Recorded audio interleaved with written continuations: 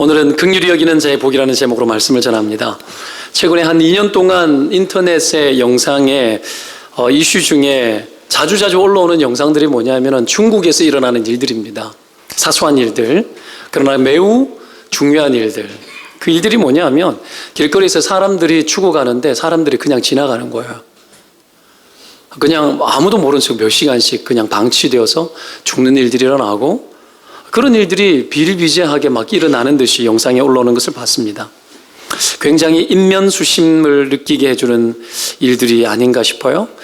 우리나라라 해가지고 많이 다르지는 않을 겁니다. 이 나라는 워낙에 사람들이 많으니까 이런 일들도 꽤 있지 않나. 최근에 일어난 인면수심의 그런 일들, 자기 자녀를 죽이거나 하는 그런 일들이 뉴스를 통해 가지고 얼마나 많이 봤습니까? 여하튼 이런 일들이 내 주변에 일어날 수 있고, 그런 일들을 만났을 때 우리는 잘 돕기 힘들어할 때가 많습니다. 왜 사람들이 도우려 하지 않을까 생각해 보면, 다들 남의 삶과 일에 별로 관여하고 싶은 마음이 없는 거죠. 남의 삶에 관여되어지는 느낌. 언제부턴가 사랑을 베푸는 일이 아니라 관여하는 일, 간섭하는 일처럼 막 바뀌더라는 거죠. 이런 일이 왜 일어났을까 생각해 보면 이 사회적 현상 때문에 일어났을 어떤 관념 자체가 많이 바뀌는 일들이 일어난 거죠. 과거에 한 20여 년 전이었습니까? 우리나라 인신매매가 막 유행할 때 사람을 봉고차에 실어서 팔아먹을 때가 있었지 않습니까? 그래서 굉장히 조심하고, 남의 차 얻어 타는 것이 무섭고, 시골길 가다가 연세 드신 분 태워준다고 태워줬는데 어떻게 해요? 알고 봤더니 막 강도예요. 여러 명이 같이 이렇게 붙어서 강도짓을 하고, 그러다 보니까 친절을 베풀고 싶어도 잘 못하는 거죠. 결혼 초기에 이렇게 시골에 경북 청송에 이렇게 가다가 아내랑 이래 가다가 이래 사람들이 있으면 손 들고 막 그러거든요. 시골에 차들이 잘 없으니까. 그러면 막 태워주고 싶어가지고 막 그랬는데도 잘 못하겠는 거예요. 그냥 태워줬다가 나중에 어떻게 해요? 다쳤느니 어쨌느니 이래가지고 막 돈 뜯어내는 사람들도 막 있고 별일들이 다 있는 거죠. 여튼 굉장히 살기가 쉽지 않은 세상임에 분명합니다. 지난주에 안타깝게도 우리 정경선 간사님, 유아부 담당하는 우리 간사님, 모친께서 갑자기 소천하셔서 입관 예배하러 안산에 다녀왔었습니다. 갔다가 거기서 밥을 먹고 우리 권사님들 모시고 봉고차를 몰고 안산에서 이렇게 동탄으로 오려고 오다 보면 수인산업도로를 탑니다. 수인산업도로를 이렇게 타는데 안산에서 빠져나와서 수인선 가다가 호메실이라는 동네가 있어요. 그쪽으로 빠지기 전에 제 앞에 저 멀리 택시가 하나 있는데 택시 위에 빨간색 불이 점등이 깜빡깜빡하는 거예요. 이거 뭐죠? 아세요? 나는 지금 위험에 처했습니다, 이 말이에요. 옛날에는 없었지만 지금은 있어요. 그래서 누르는 거죠. 누가 뒤에서 칼을 들고 위협을 한다거나 강도짓을 한다거나 그럴 때. 그래서 본능적으로 어떻게 합니까? 아내가 옆에 앉아 있었거든요. 여보, 혹시 확인해 봐야 되니까 빨간색 전멸등 저게 위험한 사태 아니냐고 알아보라 그러니까 인터넷 찾아보더니 여보 맞아 이러더라고요. 흥분을 해가지고. 그래 빨리 112 전화해 그러니까는 무서워서 못 하겠대요. 112에 전화를 안 해보고. 저는 112 전화 정말 자주 합니다. 길거리 가다가 신호등 고장나고 민원 제기하고 이런 것들이 있으면 바로바로 해요. 바로바로 해요. 위험하거든요. 두면은 위험해요. 사람이 죽을 수도 있어요. 그러니 지나가면 그만이지 그러면 안 돼요. 고장났으면 바로바로 연락해야 돼요. 어디예요? 그러면 확인 전화 오고 나를 굉장히 귀찮게 만들어요. 그럼에도 불구하고 해야 되는 거죠. 그렇게 연락을 제가 바로 쫙 붙여가지고 넘버 확인하고 무슨 택시, 개인 택시 넘버 확인하고 연락을 딱 했어요. 그러는데 그러는 중에 차가 갑자기 1차선에서 4차선으로 싹 들어가는 거예요. 들어가더니 호메실 옆에 샛길 빠지는 조그만 길이 있어요. 왕복 2차선 도로 옆길. 도저히 이쪽 동네로 길이 나 있을 것 같지 않는 희한한 길이 있는데 들어가더라고요. 옳거니 그쪽 동네가 있잖아요. 아직까지 논도 있고 밭도 있고 그러거든요. 일 났구만 해서 바짝 붙여 따라갔어요. 바짝 붙여 따라가가지고 경찰하고 계속 통화하면서 완전 007 작전을 막 했죠. 그래가지고 쭉 호메실 큰 도시 말고 그 진입하는 가까이에 조그마한 마을이 있는데 그쪽으로 들어가다가 그 중심가 쪽으로 안 들어가고 옆으로 싹 빠지는 거예요. 그래서 저도 싹 빠졌어요. 싹 빠지니까 이 경찰차가 거기 딱 근처에 지구대가 있어가지고 그런지 딱 와 있더라고요. 그래서 창문 열고 제가 저 차라고. 그래가지고 어떻게 하면 경찰차하고 저하고 같이 경찰차 앞서고 제가 뒤따라가고 왕 따라가가지고 택시 쫙 가는데 논두렁 쪽으로 빠지는 거예요. 그때 우영우영 해가지고는 어떡합니까? 경찰차 딱 붙이고 내 뒤에 딱 붙여가지고 포위 딱 했어요. 그래가지고 잡았다 아닙니까? 와, 끝내주죠. 그러니까 우리 뒤에 계신 집사님 한 분이 우리 목사님 너무 멋있다 막 이러는 거예요.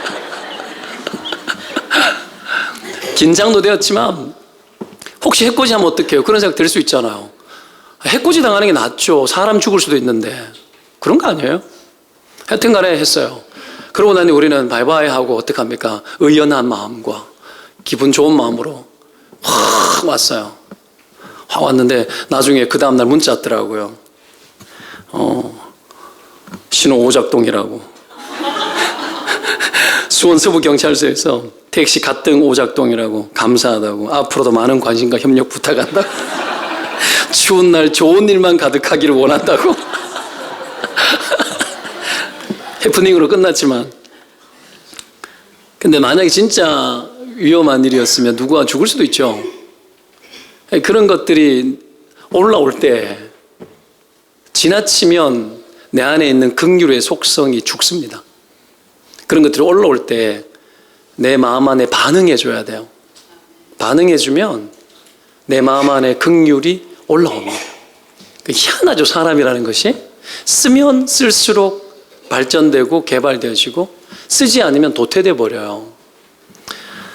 여러분, 팔복은 주님의 은혜가 이 세상 가운데 임하여서 이 세상을 하나님의 은혜로 통치하는 시대가 열리고 그 세계 속에 살아가는 하나님의 자녀들의 특성이 뭔지를 보여줘요. 하나님의 백성의 특성. 주님은 팔복에서 세상 기준으로는 이해가 되지 않는 것을 요청을 하죠. 그러면서 복되다라고 이야기합니다. 그런데 우리가 하나님을 인격적으로 만나면 이런 변화가 실제로 일어납니다. 과거에는 믿기 전에는 이럴 필요도 없고 이해도 안 되었던 그런 일들을 하나님을 만난 이후에는 이해도 되고 믿어도 지고 실행하기도 하는 그런 삶으로 바뀌더라는 거예요.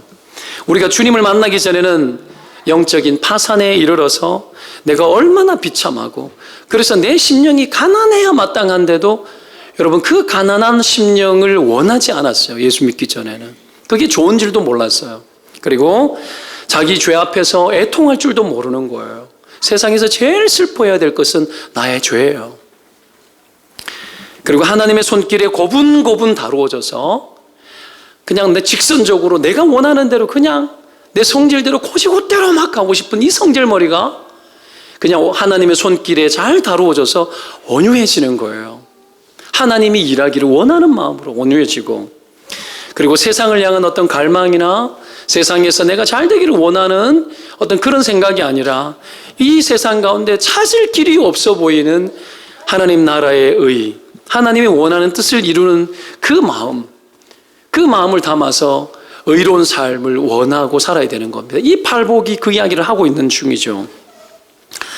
그런데 주님을 만난 이후에 하나님의 백성들의 특징이 조금씩 나타나기 시작을 합니다. 개발되는 거예요.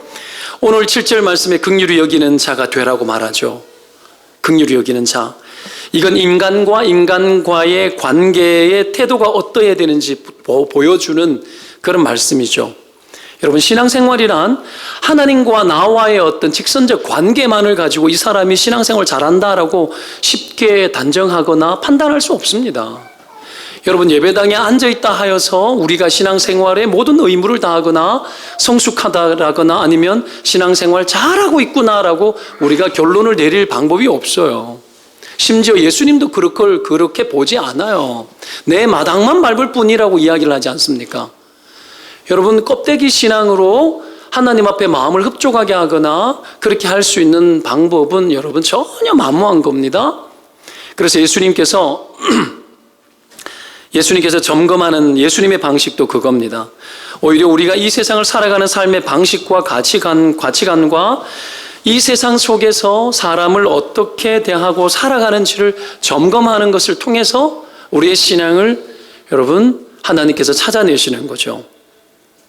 그것으로 신앙을 확인하는 겁니다. 그 중에 가장 중요한 것 하나를 꼭 집어서 이야기하라면 그것은 여러분 내가 긍휼을 베풀 줄 아느냐라는 거예요. 긍휼을 베풀 줄 아느냐.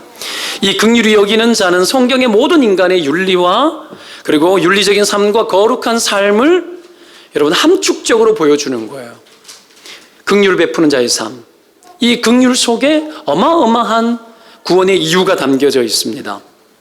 우리가 근데 여러분 이 보통 긍휼히 여긴다라는 말 잘 씁니까? 기독교화 되다 보니까 우리가 긍휼히 여겨야지 이런 말들 쓰긴 하지만 보통은 어떤 말 쓰죠? 불쌍하다. 어머 안 됐다. 이렇게 표현하죠. 안 돼 보인다. 그렇게 주로 표현을 합니다. 그냥 동정하는 마음에 가깝습니다. 보세요. 여러분 마음이 있다고 해서 마음으로 느낄 뿐이지 도와주고 안 도와주고는 전혀 다른 문제죠. 마음에 느껴지는 것과 돕고 안 돕고는 전혀 다른 문제입니다. 마음이 있어도 돕고 안 돕고는 여러분 이런 사람이 있고 이런 사람이 있는 겁니다. 차원이 달라요. 그런데 여러분 마음이 있다면 소중하잖아요. 마음이 있는데도 왜 잘 못할까요? 우리 안에는 정말 예수님 잘 믿고 싶고 성경이 원하는 대로 긍휼히 여기고 살고 싶은 마음이 우리 마음 안에는 진짜로 좀 있잖아요. 좀 없잖아요. 좀 있잖아요. 있죠. 그렇죠? 우리 안에 있거든요. 근데 왜 잘 안 될까요? 몇 가지 이유가 있죠. 그냥 제가 한번 생각해 봤어요. 몇 가지 정리해 봤는데 떠오르는 대로 그냥 정리해 봤는데 첫째는 자기 일도 너무 힘들기 때문에 그래요. 자기 일에. 말세의 특징은 자기에게 집중하는 시대예요. 극단적 이기주의. 항상 있었습니다. 그래서 내 일도 너무 힘들어요. 여유가 없어요. 그러니 남을 돌볼 수 있는 여유가 없는 거죠. 둘째는 희생해야 하고 손해봐야 되는 것이 싫어요. 내게 허비되고 내게 가야 되잖아요. 이런 것들이 있는 겁니다. 싫은 거죠. 뭐 이것과 또 연결되기도 하지만 본성적으로 이기적이기 때문에 그래요. 구원을 받았지만 이기적인 마음, 자기 생각하는 마음이 되게 커요. 마음이 있어도 그 사람은 다른 사람이라는 거예요. 나의 일이 아니고 개입되기 싫은 거죠. 넷째는 능력이 없기 때문이에요. 마음이 있어도 능력이 없으면 잘 안 되죠. 정말 어려운 사람을 만났는데 도와주고 싶어요. 마음이 있어요. 근데 이 사람은 돈이 필요한데 난 돈이 없어요. 그러면 능력이 없는 거죠. 못 도와주는 거예요. 돈으로는. 병원 응급실에 사람이 실려왔는데 내가 돕겠다고, 내가 의사도 아닌데 내가 돕겠다고 여러분 들어가가지고 도우면 사람 죽이겠죠. 불가능하잖아요. 여러분 마음이 있어도 능력이 필요합니다. 사실 이 문제가 굉장히 중요한 문제예요. 본문의 긍휼히 여기다라는 의미는 어려운 처지에 있는 사람을 마음으로 긍휼히 여기는 것을 넘어서 도울 수 있는 힘을 다 써서 긍휼히 여기라는 말이에요. 이 말이. 여러분 여기 긍휼히 여기다는 이 단어가 엘레몬이라는 말인데 이게 명사형이 뭐냐 하면 엘레오스입니다. 명사 긍휼이라는 단어가 이게 구약에 상응하는 단어가 있어요. 이 긍휼, 구약에 쓰이는 긍휼이라는 단어가 여러분 어떤 단어로 표현되어 있냐면 여러분 히브리어로 헤세드로 표현되어 있습니다. 헤세드. 이건 혹 들어보셨죠? 헤세드. 인애. 이게 언제 많이 쓰였느냐 하면 예를 들어 볼게요. 여러분은 룻이 자기 남편 죽고 시아버지도 죽고 다 죽고 엄마가 시어머니가 베델로 이스라엘 땅으로 돌아가려고 할 때 갈 이유가 전혀 없어요. 아기가 있는 것도 아니고 남편도 죽었고 갈 이유가 없는데 그 시어머니를 붙쫓아가서 어머니 하나님이 나의 하나님이 되고 그 어머니를 긍휼히 여기고 어머니와 나와의 관계 속에서 하나님의 구원과 하나님의 뜻이 이루어지기를 원하는 마음으로 가서 그 어머니를 온몸과 인생을 동반하여서 그를 도울 때 쓴 표현이 이내입니다. 헤세드입니다. 그리고 룻이 여러분 베델에 돌아갔을 때에 보아스가 그를 어떻게 합니까? 아내로 받아들이지 않습니까? 굳이 그렇게 해야만 하는가? 먼 친척인데 그 인애를 베풀어서 그에게 그의 남편이 되어주고 결국은 그를 통해서 이세가 나오고 다윗이 나오지 않습니까? 그 인애를 베푼 거예요. 여기에 쓰인 단어가 여러분 헤세드란 단어고 긍휼이란 단어입니다. 무한한 사랑, 무한히 큰 사랑을 이야기할 때 표현하는 단어죠. 때문에 본문에서 말하는 긍휼은 그냥 불쌍히 여기는 마음을 넘어서 모든 능력을 동반해서 감정에 머물지 않고 실천에 다가서는 행동이 있는 여러분 사랑을 표현할 때 이 긍휼이라고 쓰는 거죠. 때문에 대상을 가리지 않고 어떤 상황도 가리지 않고 실천하는 속성이 강합니다. 그런데 보십시오. 근데 우리는 내 앞도 잘 못 닦잖아요. 자기 문제도 크고 내 앞도 잘 못 닦고. 그런데 남을 어떻게 도와요? 내 인생도 잘 못 챙기고 그냥 늘 내 문제, 내 신앙 때문에 허덕거리고 있는데 말입니다. 중요한 것은 우리가 그럼에도 불구하고 예수님은 우리가 그렇게 할 수 있는 능력의 사람이라고 여기십니다. 그게 구원이에요. 구원이라는 건 예수님이 여기시는 모든 것들을 다 받아들이는 겁니다. 우리를 구원하신 그 구원 속에는 하나님께서 이루시고자 원하시는 무한한 뜻이 있는데 그 모든 뜻을 다 실행하도록 하는 그 일들을 허용하고 받아들이는 것까지 다 포함한 구원이에요. 여러분, 우리가 주변에 어려운 사람을 만나는 일이 있을 때 불쌍히 여기고 실제로 도와줄 수 있는 사람이라고 여기는 거죠. 나같이 힘없고 내 죄 때문에 허덕거리기도 하고 그렇게 늘 내 앞가림도 하기 힘들면서 살아가는 그런 나를 통해서 말입니다. 그게 주님의 마음이라는 거죠. 때문에 우리가 해야 될 게 뭔 줄 압니까? 긍휼히 여기는 신자의 능력을 회복하면서 살아가는 거예요. 우리가 해야 될 것. 주님의 세계는 열린 세계예요. 우리가 다가서면 다가서집니다. 하나님이 말씀하신 세계에 들어가면 들어가집니다. 천국을 침노하면 침노하는 자의 것이 되어집니다. 하나님의 말씀이 우리의 삶 가운데 실제화 되어지도록 내가 다가서면 그것이 내게 붙잡혀지는 세계예요. 할렐루야. 여러분, 이거 믿으면 아멘. 이게 믿음이죠. 이것 때문에 우리가 주님을 닮는 것이고 영적 각성이 일어나 변화가 일어나는 겁니다. 여러분, 그런 어떤 이 다가서면 다가서지는 세계, 그 세계가 열려 있는데, 그러면 이런 긍휼히 여기는 신자의 능력의 원천과 힘의 근거는 그러면 뭐겠는가? 나는 아닌 것 같아요. 나 스스로는 어디에서 이런 능력이 나오겠는가? 만약에 돈처럼 소유하는 것이 많아야 가능하다면 우리는 별로 능력 없을 수 있어요. 못할 수 있습니다. 그런 것이었다면. 그럼에도 불구하고 이렇게 이런 능력이 구비되어져 있지 않는 사람일지라도 어떻게 긍휼히 여기는 마음을 가지고 우리가 이 세상을 살 수 있겠느냐라는 거죠. 그 능력의 출처가 뭔지를 좀 이해할 필요가 있습니다.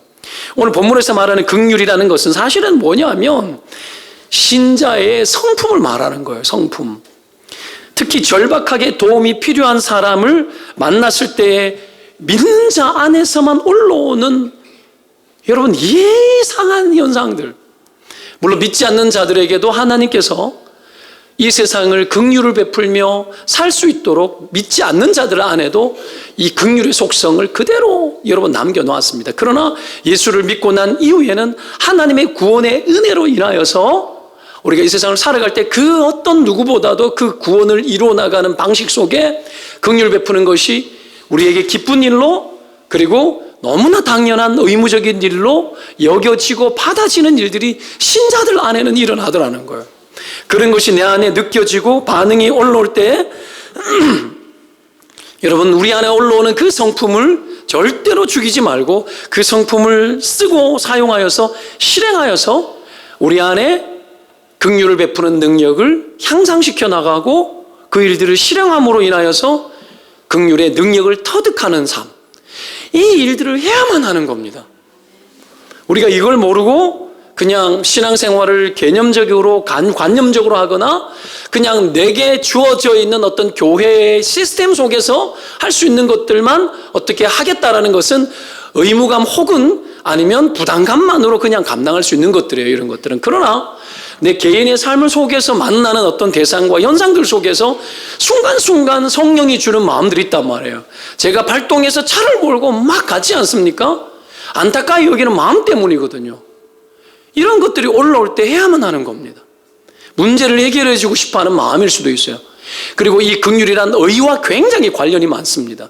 왜 세상이 여러분 긍휼이 필요한가? 죄가 많기 때문이에요. 죄가 많기 때문에. 죄가 많기 때문에 긍휼히 여기는 자 안에 동시에 올라오는 게 뭐냐면 여러분 의에 대한 소망함이에요. 이런 것들이 신자들 안에 같이 일어나는 거죠. 지하 주차장에서 올라오다 보면 이 앞에 얼마나 차가 많이 막힙니까? 처음 오시는 분들은 하모니마트에 대고 저 뒤쪽에 있는 이 상담실 쪽 뒤쪽에 테이블에 보면 주차권이 있거든요. 이거를 가지고 가시면 돼요. 혹시 모르는 분들을 위해서 이야기하는데 너무 복잡하죠. 양쪽에서 차가 막히면 뺄 길이 없는 거예요. 이런 일들이 하루에도 몇 번씩 일어나요. 안 봐서 그렇지 여러 번 일어나요. 그러면 제가 차를 몰고 올라오다가 경사로에 차를 대놓고 내려요. 차를 대놓고 내려요. 내려가지고 어떻게 합니까? 나가서 제가 교통정리해요. 가만히 있어요, 사람들. 가만히 있거든요. 막 내려요. 한 번은 얼마 전이었습니다. 이쪽에는 차가 한 대 있고 이쪽에는 차가 10대쯤 몰렸어요. 하고 내가 내렸어요. 내려가지고 그 차를 타신 분이 좀 성질이 좀 험악하게 생겼더라고요, 얼굴이. 뭐 외모로 사람 판단할 수는 없으나 판단되더라고요.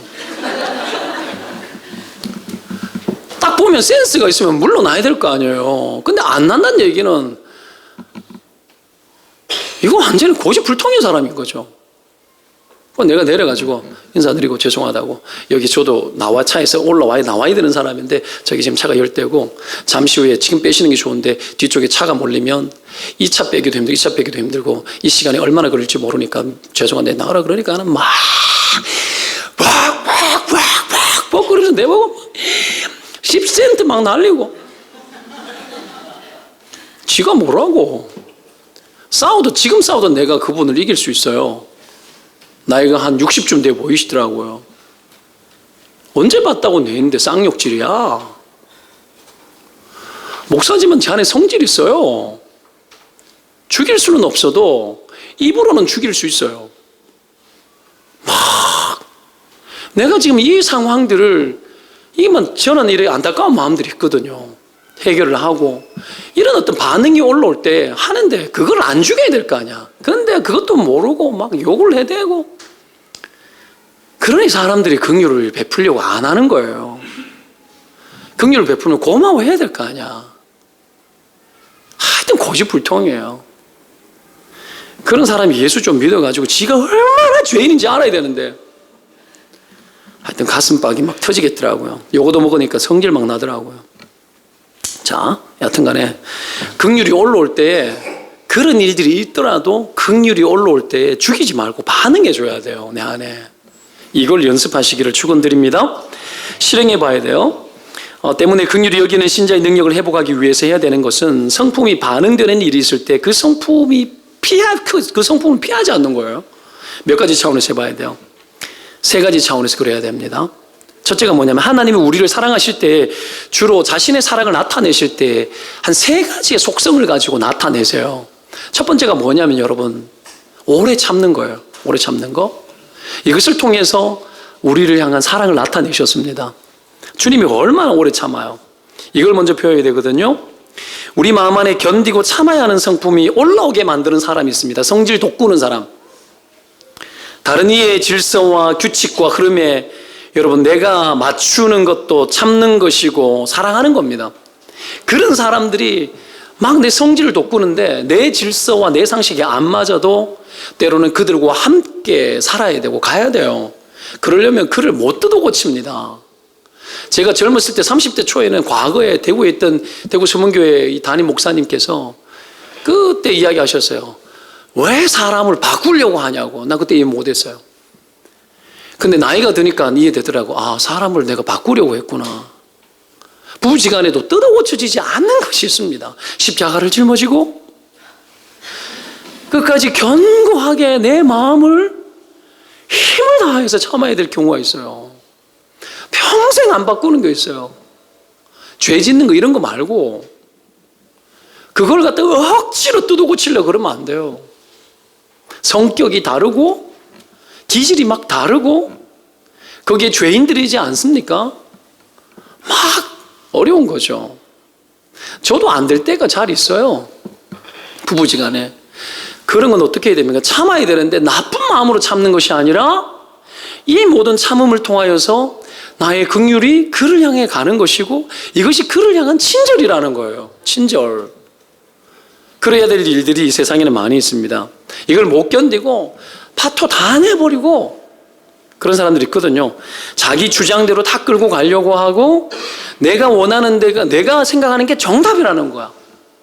이게 맞다라는 거야. 내 정도 생각은 정답이라는 거지. 이런 생각을 가지고 사는 사람들이 의외로 많습니다. 의외로. 여러분, 한 가지 착각이 있는 게 뭐예요? 이 세상에 살아가는 인간들이 다 죄인이라는 걸 모르는 거예요, 그게. 내가 옳다라고 여기더라도, 진짜 옳더라도, 내 옳은 대로 세상은 안 돌아갑니다. 맞춰야, 같이 살아야 되고, 같이 가야 되기 때문에, 같이 맞춰야 됩니다.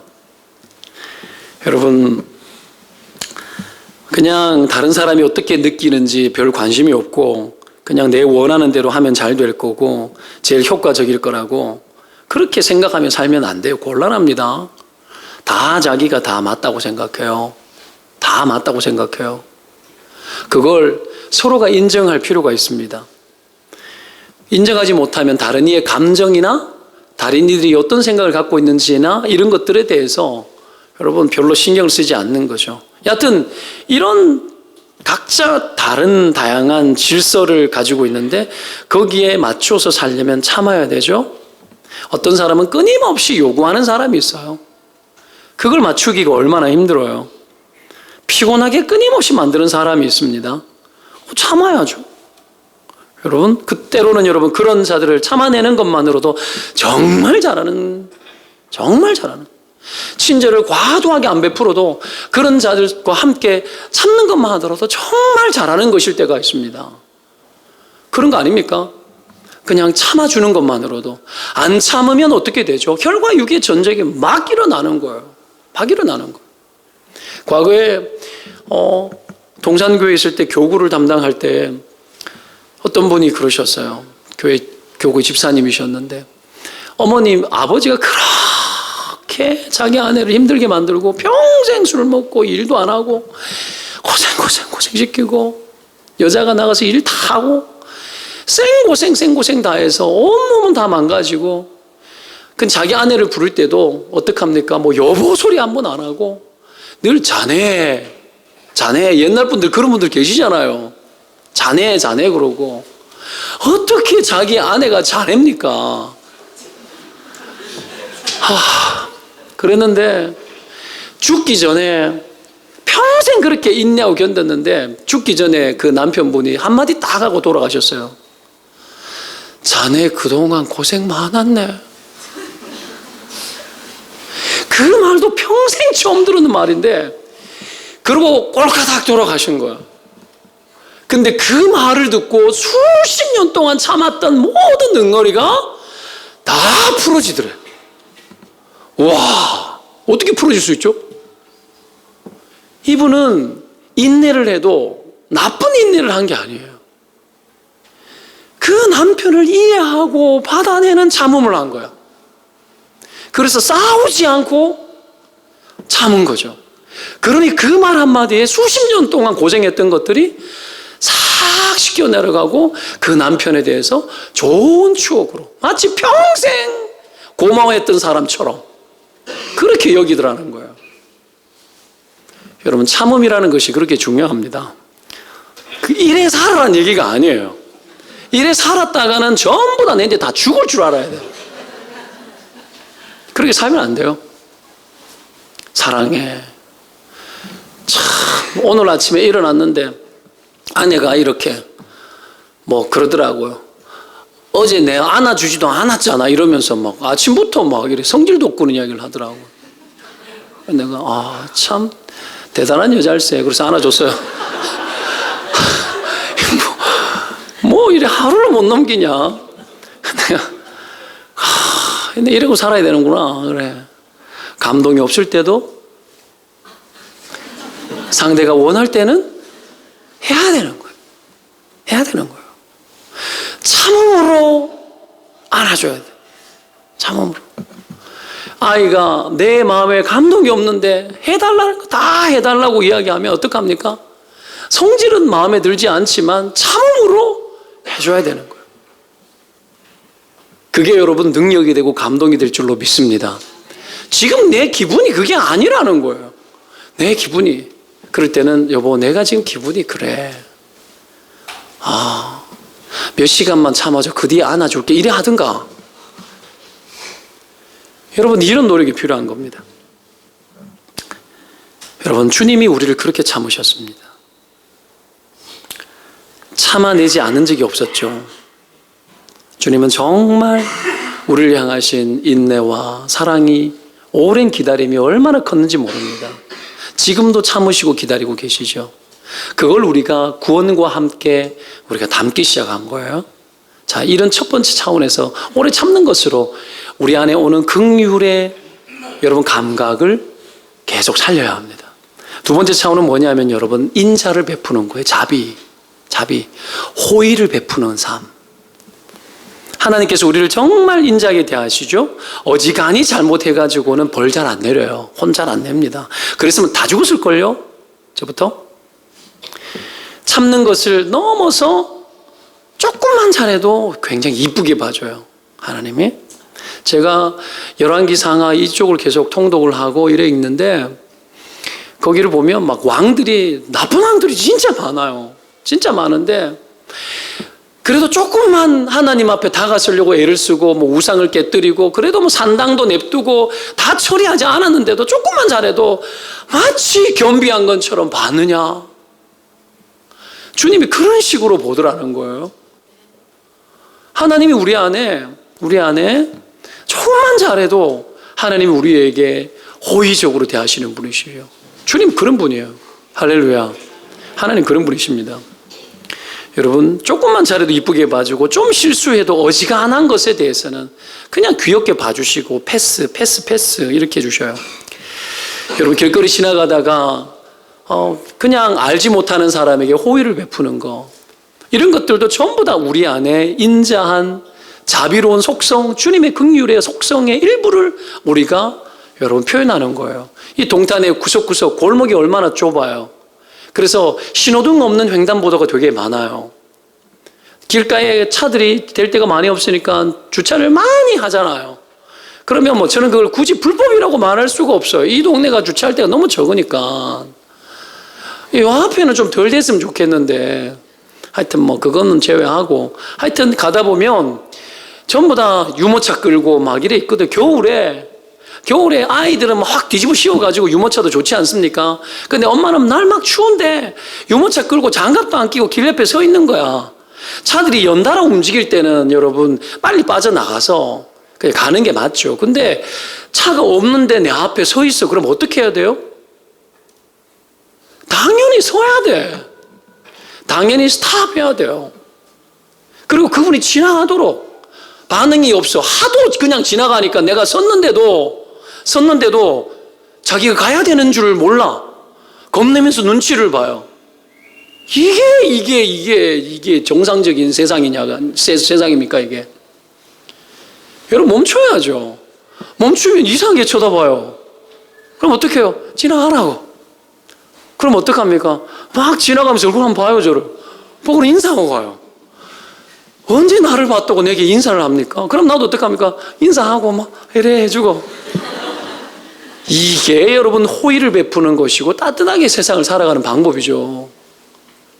우리 안에 이런 감각이 조금이라도 올라오도록 실행하면 이것이 내 안에서 계속 물을 길어 오르듯이 올라와요. 긍휼은 마르지 않습니다. 어떤 사람이 그러더라고요. 연애를 너무 뜨겁게 했는데 그러다가 뭐 영화 같은 데 보면은 그 여자가 이제 죽어가지고 하는 말이 내가 쓸 모든 사랑을 다 썼기 때문에 다른 여자를 사랑할 수 없다고 막 이런 이야기를 하던데 고상한 것 같으나 인간의 사랑 그렇지 않습니다. 인간의 사랑은 많은 여자를 사랑할 수 있을 만큼 충분히 긍휼과 사랑과 말하심 없이 하나님이 우리 안에 주신다고요. 그 상처가 있어서 그런 거예요. 여러분 이것이 물을 길러 오듯이 올라오도록 만들어야 됩니다. 여러분 아멘. 이 힘이 끊어지지 않도록 해야 돼요. 시골에서 옛날에 물을 부으면 이거 젓는 거 있잖아요. 펌프질하는 거. 우리 집 마당에도 있었어요.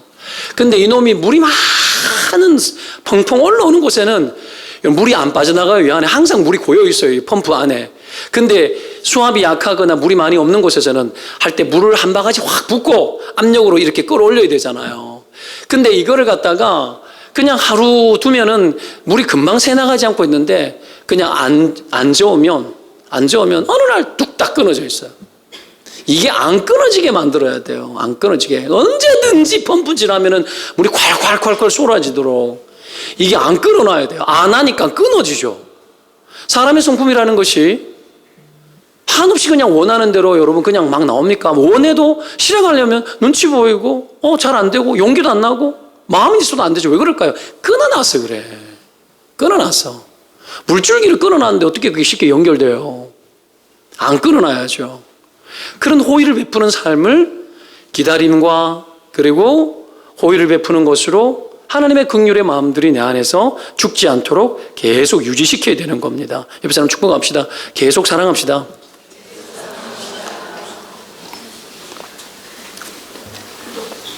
세 번째가 뭡니까? 그게 오늘 우리가 보는 긍휼이에요. 긍휼인데 예수님은 이 긍휼을 실행하라고 이야기를 하죠.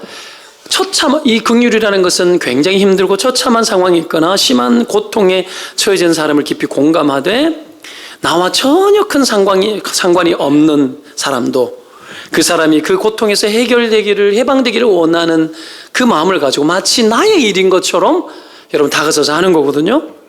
이런 긍휼은 따지거나 확인하거나 하지 않는 특징을 가집니다. 따지거나 확인하지 않아요. 상대가 비참해진 원인이 있을 거예요. 자기 죄 때문이거나 다른 이의 죄 때문에 그래 됐을 가능성이 있습니다. 굉장히 비참해지죠. 우리가 주변에 있는 사람들 보면은 지가 잘못해가지고 그래 됐구나라는 걸 아는 사람들이 눈에 보이는 사람들이 있어요. 자기가 잘못해서 그렇지. 그러다 보니 한두 번 돕다가 영영 안 되는 사람들이 혹 있을 수 있습니다. 그냥 그때 우리는 갈등을 겪죠. 왜 겪죠? 따져보는 거죠. 그래서 어쩔 수 없다. 저건 자기가 선택했기 때문에 당해봐야 된다. 이런 경우가 많죠. 비참함이 당연하지라고 여기는 거죠. 때문에 따지지 않고 긍휼을 실행하는 것을 연습해 볼 필요가 있어요. 상식적이지 않아도. 왜 그렇게 해야 합니까? 왜 우리가 따지지 않고 상식적이지 않고 자기 죄 때문에 저렇게 당하는데도 낭패에 빠졌으면 우리가 그들을 왜 도와야 될까요? 왜 그렇게 해야 될까요? 상식적으로 생각할 때는 이 세상은 여러분 한 공동체이기 때문에 그래요. 인과관계 속에 놓여 있습니다. 어떤 집단의 특정한 누구 때문에 백성 전체가 위험에 처할 수도 있어요. 고리에 고리를 물고 연결되어 있는 겁니다. 여러분 특정 집단, 특정 기업이 여러분 세금을 포탈하거나 아니면 여러분 부당한 이득을 많이 취하거나 중간에서 여러분 나쁘게 어떻게 해먹거나 막 이런 일이 일어나면 전부 다 누가 당합니까? 하청업체나 아니면 여러분 그냥 노동하는 사람들에게 다 당하는 거예요. 대기업에서는 맨날 어떡합니까? 뭘 요청합니까? 원가 절감시켜서 올려라. 그러면 여러분 원가 절감을 위해 가지고 아끼는데 방법이 없는 거죠. 돈을 이만큼 가지고 있으면서도 그냥 계속 원가 절감 얼마나 절감하려고 사람이 살아야 되는데 이런 것들로 인해서 조직적으로 이 세상은 여러분 이 시스템이 나쁜 영향력을 주고받도록 막 만들다 보면 다치고 마음 상하고 힘들고 그러다 보면 이 죄 많은 욕구가 못 견뎌가지고 충동되어서 사고를 칠 수도 있고 그것 때문에 죄를 지을 수도 있고 막 그런 거예요. 여러분 세상이 따뜻하면 사고 덜 칩니다. 부유한 사람들은 사고 덜 쳐요. 실제로 그래요. 가난한 동네 가면은 범죄자도 많고 무당도 많고 막 그래요. 제가 예전에 소년불구심 사원 사역을 제가 한 7년 정도 했습니다. 청소년 보호법상 미성년자인 아이들이 범죄했을 때에 깜빵 가기 전에 재판받기 전에 가둬놓는 곳이 있는데 제가 거기서 한 7년 정도 사역을 했어요. 거기에 95%가 전부 다 가난하고 이혼하고 깨진 가정의 아이들이에요. 걔들이 뭔 죄가 많아요? 뭔 죄가 많습니까? 그렇게 살아가는 거죠. 어린 나이에 너무 힘들게 사는 거예요. 학교도 못 다니고 그냥 한번 싸우고 돈이 없으니까 오토바이 타다가 그러다가 죽고 자기들끼리 어떻게 하면 자취방 얻어가지고 그런 놈들끼리 모여가지고 막 같이 사는 거예요. 그 여자애들도 막 같이 살고 막 잠도 자고. 애들이 왜 저럴까? 아니요, 보호막이 없는 거야. 보호막이. 그들을 돌봐줄 사람이 없는 거예요.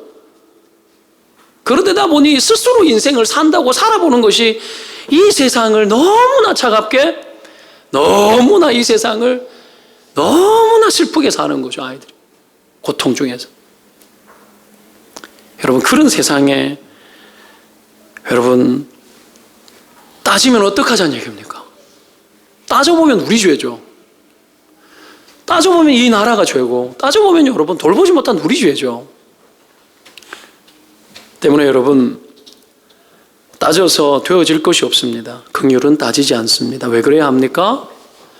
우리가 입은 사랑이 하나님으로부터 오는 지극히 큰 사랑을 입었기 때문에 그렇습니다. 하나님의 크신 긍휼을 입었기 때문에. 금 1만 달란트를 받은 비유를 하시면서 예수님이 1만 달란트를 탕감받은 자의 비유를 하면서 한 사람이 1만 달란트를 탕감받았어요. 우리 돈으로 6조 원입니다. 1만 달란트 금. 근데 한 달란트 빚진 사람한테 가서 잡아 죽이려고 하는 거예요. 갚아라. 여러분, 금 1만 달란트가 보여주는 게 뭐죠? 너희 죄가 억만큼 된다. 6조 원 갚으라 그러면 여러분 갚을 수 있어요? 나는 여러분 600만 원 갚을 돈도 없어요. 그걸 여러분, 그게 우리의 죄값이라 생각해 봐요. 우리가 지은 죄가 그렇게 한도 끝도 없는 겁니다. 근데 주님이 그 사랑을 가지고 탕감해 준 거예요. 이건 무슨 얘기죠? 하나님의 사랑은 계산할 수 없다 이 말이에요. 따질 수 없다라는 거예요. 측량이 불가능하다라는 거예요. 그런 측량 불가능한 하나님의 사랑을 우리가 입은 겁니다. 계산되지 않는 거죠. 그런 은혜를 우리가 받은 거죠. 그런 은혜를 우리가 그토록 받고, 그럼에도 불구하고 우리가 내보내는 그 긍휼은 너무나 인색하게 되어지더라는 겁니다. 우리가 왜 여러분 긍휼을 베풀고 살 수 있느냐? 하나님이 내게 베푼 크신 사랑 때문에 그런 겁니다. 주님이 지금 상식선에서 우리 보고 살아라고 말하지 않아요. 여러분, 주님의 긍휼을 입었으니까 너희들도 큰 긍휼을 베풀어라. 그 정도의 긍휼을 베풀 수도 없어요. 우리는 여러분 주님이 우리에게 베푼 그 사랑에 지극히 작은 일부만이라도 긍휼을 베푸는 것만으로 주님은 기뻐하고 즐거워하는 분이라는 겁니다. 할렐루야. 주님이 그렇게 우리를 바라보셔요. 여러분, 따지지 말아야 됩니다. 때문에 죄는 저래서 당해야 마땅해. 그런 것 따지고서는 이 세상을 살 수 없어요. 따지지 말아야 돼요. 여러분, 따져보면 가장 부당하고 가장 불합리한 것이 뭡니까? 나 같은 죄인을 사랑한 거예요. 세상에 가장 천부당 만부당한 것은 하나님이 나 같은 죄인을 사랑한 것, 이것이 여러분 가장 부당한 처사고 가장 불합리한 처사입니다. 있을 수 없는 일이 우리 가운데 일어났고 받을 수 없는 사랑을 우리는 무한하게 받았습니다. 그 사랑을 인하여서 너희가 그토록 큰 사랑을 입었으니 너희들도 이와 같이 행하라는 거예요. 그 사랑의 능력을 우리 가운데 하나님이 끊임없이 공급해 주셨기 때문에, 마르지 않는 사랑을 받았기 때문에 그 사랑을 조금이라도 다가서는 거죠. 이것이 전에는 없던 일들이었습니다. 그러나 여러분, 예수를 믿고 난 이후에 새로운 사람이 되고 하나님의 구원이 내 안에 임하고 성령께서 내 안에서 끊임없이 하나님의 구원을 이루도록 우리 안에 성령의 마음을 순간순간 줄 때에 그것은 성령의 마음이고, 그 마음이 내 안에서 올라오고 느껴질 때는 내 마음은 나의 것입니다. 내 마음은 나의 것이에요. 이 마음을 성령의 마음에 맞추어서 힘껏 여러분, 나도 함께 원하여서 그 사랑을 실행하는 일에 다가서야 됩니다. 그때 여러분, 물이 길러지는 겁니다. 샘물이 올라옵니다. 펑펑 쏟아지고 물이 끊어지지 않고 계속해서 올라와서 선을 행할 수 있는, 실행할 수 있는 힘과 능력들이 내 안에서 계속 공급되어지는 겁니다. 여러분, 이거 믿으시기를 축원드립니다. 우리가 그렇게 살아가는 겁니다. 이게 신자의 삶인 겁니다. 그래서 따지지 않고 묻지도 않고 탕자가 돌아왔을 때 아버지가 아무 말 없이 묻지 않고 따지지 않고 신발 신기고 가락지 끼우고 옷 입히고 여러분 소를 잡아서 잔치를 하고 여러분 그렇게 했던 겁니다. 주님이 베푸신 그 잔치가 바로 긍휼이에요. 긍휼. 늘 기다리고, 그렇죠? 이 은혜를 입은 우리가 내 앞에 놓여 있는 긍휼을 베풀 만한 상황이 있을 때에 우리는 외면할 수 없다라는 겁니다. 그래서 꾸고자 하는 자에게 주라고 얘기했던 겁니다. 할 수 있는 난 주라고. 그거대로 살아봐야 합니다. 살아봐야 합니다. 이 죄 많은 세상에서 파산지경에 이르는 수많은 영혼의 파산을 이루고 파산의 끝자락에 있고 정말 위험한 사람들을 이 세상에서 끊임없이 우리가 대하면서 살아가야 될 때에 정말 우리가 이 땅을 살 만한 자원이 이 땅의 자원만으로 가능하겠냐라는 거예요. 그렇지 않습니다. 이 험악하고 위험에 찬 사람들을 끊임없이 만나면서 신자로 살아갈 때에 우리가 가장 우리에게 필요한 자원이 있다면 언제든지 그것은 하나님의 긍휼입니다.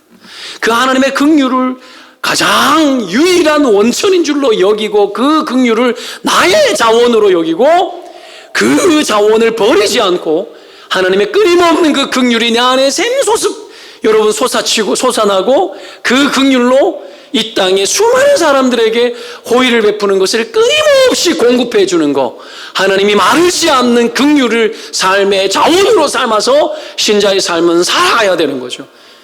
이것이 이 땅을 살아가는 삶의 방식입니다. 오늘 말씀을 정리하면서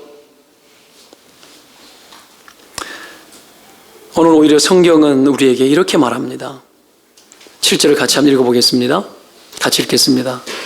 시작. 긍휼히 여기는 자는 복이 있나니 그들이 긍휼히 여김을 받을 것이며, 우리가 그토록 내 본성과 잘 맞지 않는 긍휼을 그럼에도 불구하고 하나님의 긍휼이 가장 큰 자원인 줄로 여기고 1000분의 1000만분의 1이라도 그 긍휼을 흘려내기 위해서 하나님의 자원, 이 긍휼의 자원을 내 안에 끊임없이 품고 살아가고 흘려보낼 때 지금까지도 하나님 내게 베푸신 그 사랑이 그토록 크고도 놀라웠지만, 여러분 오늘 성경은 또 이렇게 이야기합니다. 너희들이 그런 긍휼을 베풀고 살아갈 때 너희들은 참 복되다. 너희들이 또 긍휼히 여김을 받을 거다. 너희들이 또 너희들의 작은 그 긍휼에 나는 더 큰 긍휼로 내게 또 부어줄 거야. 지금까지 입은 것만으로도 충분하고 족한데 하나님의 그 크신 사랑을 하나님이 과거에만 준 것이 아니라 우리가 긍휼을 베풀 때 하나님 기억하셨다가 내 인생에 위험할 때, 내 인생에 고통이 이르렀을 때 내가 반드시 기억하고 너를 추억하고 나의 큰 긍휼과 사랑으로 너에게 다시 공급하고 입혀줄 거야. 이 세상을 살아감에 있어서 우리의 인생을 가장 안전하게 살아가는 방법이 뭔 줄 아십니까? 긍휼의 하나님이 주신 긍휼의 자원을 삼아 긍휼을 베풀고 살아가는 겁니다. 그것이 가장 큰 안전장치입니다. 하나님은 우리의 긍휼을 기억하시는 분이십니다. 그 긍휼을 여러분 죽이지 마십시오. 내 순간순간 앞에 다가온 크고 작은 호의와 친절을 베풀어야 될 그 상황을 마다하지 아니하고 여러분 긍휼히 여기며 살아갈 때에 하나님은 지금껏 베푼 그 긍휼보다도 더 큰 긍휼하심으로 여러분의 영혼과 삶을 구원하시고 또한 도우실 줄로 믿습니다. 기도합시다.